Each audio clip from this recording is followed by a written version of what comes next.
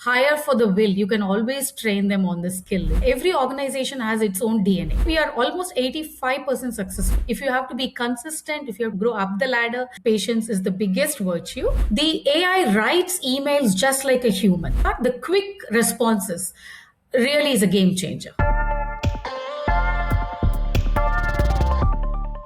Hello and welcome to another eye-opening episode of the ValueMatrix TV podcast powered by ValueMatrix.ai. I'm your host Vandana Nair. We're so happy to have you here as we dive deep into the front lines of HR leadership. Here we chat with trailblazers across industries, uncovering AI transformation in the people function. From smarter talent acquisition to reimagining employee experience, we say it all. And I am so glad and happy to welcome and spotlight Deepa Jagarlapudi, who is a Senior Director and Head of Talent Acquisition at Valtech India. Welcome to our podcast, Deepa. Thank you so much, Vandana, for having me here. Thank you so much. Yeah. Deepa carries with her about 23 years of IT services and consulting hiring experience. And she has led talent acquisition for large corporations like the IBM and Wipro during her past stints. So in today's episode, we will talk about harnessing AI to supercharge recruitment, foster inclusive leadership, and drive organizational agility. So my first question to you in this context of AI and human opinion is, while the whole industry is debating about whether AI will replace recruiters, what's the most human part of hiring that tech still can't touch, Deepa?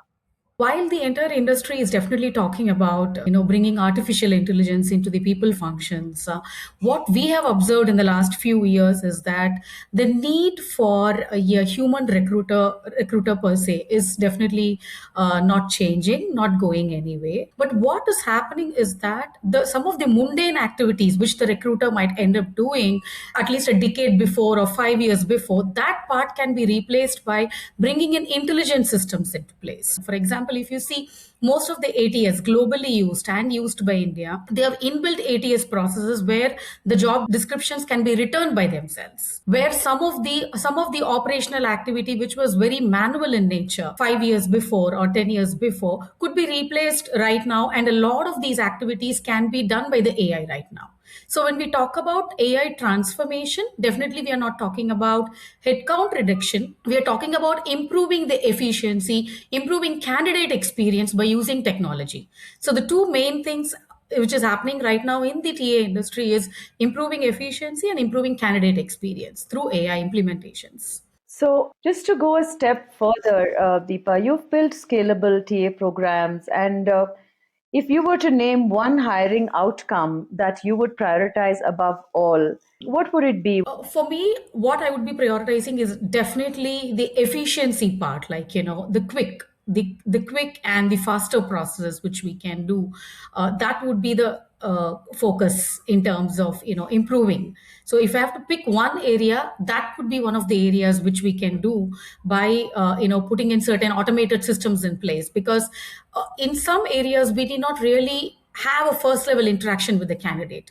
We can do it through technology. The AI writes emails just like a human, which the candidates can read and feel very good about a very quick response, which might not be possible by a recruiter for hundreds of candidates. So for me, the efficient part, the quick responses really is a game changer for me. That keeps the candidate experience really intact and engaged with us. Sometimes when we don't communicate, Vandana, what happens is the candidate is quick to retreat back and does not look at us as an engaged employer. I think the employer branding piece itself is, proportionally helped and supported when you do these things with speed and with the intention is inbuilt when you're constantly in touch with the candidate and you're giving them all kinds of feedback, whether it is positive or negative, at least you're communicating, right? Absolutely. The speed of the operations really helps the candidates in enhancing his experience, thereby improving the employer branding as well. For example, in some of the companies which hire more right now, it's the AI bot which is actually interacting, screening, and also which is doing the first level interview. before the actual recruiter contacts them. And Gen Z, they are very much open for all this because they are so used to talking to systems. So they are very much okay for this kind of interface actually. So, are you completely satisfied with the AI tools which are available today in terms of quality? Would you say it is unbiased in the way it does the filtering or chooses people? Would you say it's almost successful in bringing you the best fit for any given role? Or do you think that we are not there yet and there is a lot of scope for improvement? This is quite debatable because we are dealing with humans, but I have seen the AI systems is particularly more efficient for screening resumes. If you see in the last 5-10 years, where I've attended many forums and people are talking about adoption of AI in the people functions, it is more efficient for an NLP based system like this, where the screening of resume and matching a resume for a suitable job description. So definitely I would say the AI plays a very efficient part here. It plays out very well, and it helps in saving recruiters time in going through thousands of applications. I would say definitely AI is helping here. But what happens when it comes to evaluation of the profile, when it comes to evaluation, where instead of a human and AI is evaluating, there is a set of policies, there is a set of customized things inbuilt in the AI. So we have seen that the decision making when a bot is taking a L1 interview instead of a human, which is still evolving in TA, that place could be a still scope for improving basically. Because the evaluation could be in such a way that the person was really good, and the AI is trying to do its best in assessing the technical side of it, but may not be the other side of it. But the screening is very much evolved space, I would say. Well, Deepa, as we were talking about cultural diversity and your contribution in APAC hiring, I just want to know what is the impact cultural diversity has when using AI hiring tools built on Western data sets and Western norms. See, the impact of cultural diversity is very significant, as you told, right? It's extremely significant.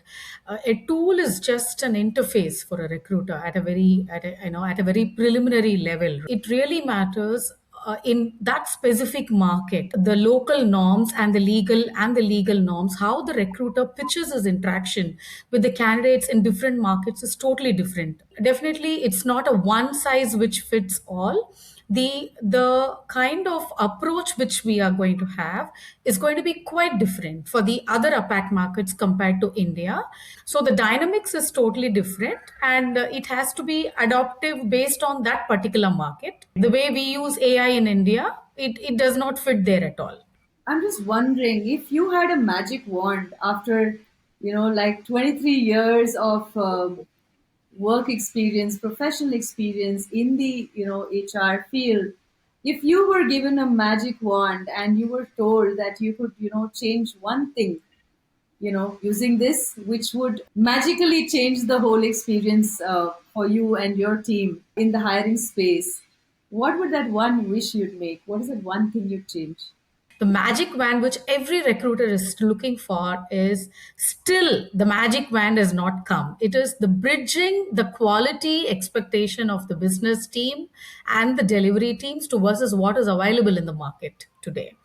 The magic wand still reminds about improving conversions in the interview spaces, how to bridge the gap of the candidates whom you're bringing, and delivery liking them, right? Even today the industry is actually looking at a lot of people before deciding on a candidate for senior roles especially. So the magic wand for every recruiter, in spite of the AI transformation and evolution in the hiring space, is this: that bridging the gap of the quality of high quality expectations of the hires versus optimizing the cost, the defined compensation grids which we have.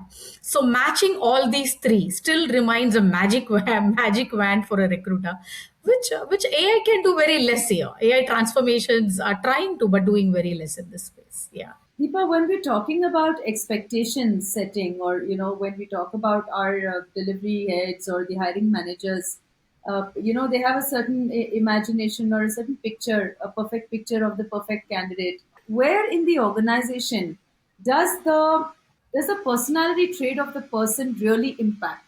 In which roles have you seen in so many, in decades of hiring and HR experience? There are certain roles which would require a very high client interaction, right? It could be roles like business analyst, it could be roles like scrum master, it could be a role like a senior program manager. So when you particularly take a combination of techno functional roles within the IT services consulting space, these are the roles wherein sometimes the ability of a personality trait, a good engaging customer interaction, the ability to understand functional requirements better. So these attributes help much better compared to just a mere technical skill. These attributes are irreplaceable, and you find it only in the top 30% of the talent across the country, actually. So that is where the recruiter can make a judgment on a candidate, and we can influence that this person would be a good fit for you. If you see, Vandana, the latest what's happening, all the this chat GPTs and all the other Claude and everything which is coming, they're all talking about automating coding. People who are getting affected is the people who are not working on not AI driven skill, actually. So people are saying that the people who are going to get affected is the coding community.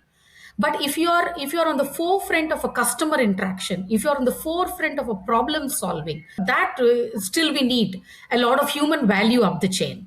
These roles are, we cannot, AI cannot dictate its terms or anything like that. So, Deepa, in your experience, I'm sure it's happened a lot of times. It has happened a lot with me that, a candidate performs really well in the interview, and I'm really impressed with, their whole, how they present themselves, their expression, their storytelling, and all the capabilities that they're showcasing so well. But when the person is on job, within about a month or two, you quickly recognize that you've probably, made a hiring mistake. So, do you think such mistakes are common? And if they're common, what do you think is the reason? And what do you think is the cost of such a recruitment error? No, we do see occasionally some cases like this, right, where the technical feedbacks have been quite great. They have been picked up by calling out as the best, but within the first 30 days, we have cases where they are unable to perform effectively in the project. As the old saying goes, right, hire for the will. You can always train them on the skill. It's very true, Vandana, because some of these people are able to do the best of the coding and crack the best of the interview, three levels of deep tech interview. When it comes to real project scenarios, they do fail. They fail to show up, they fail to kind of solve the problem which is needed at the end of the year, have a better collaboration. We have a very strict screening process, HR interview, which identifies their attitude, the will, the soft skills, and things like that. Hmm. In many companies are going back to the old ways of bringing in some tests which are more psychometric based, especially for higher the value chain skills or something like that. Thank you, Deepa, for a wonderful conversation. Stay tuned for more interesting conversations and insights. Subscribe, share, comment, and stay in touch on ValueMatrix.tv. Thank you. It's my pleasure. Thank you so much.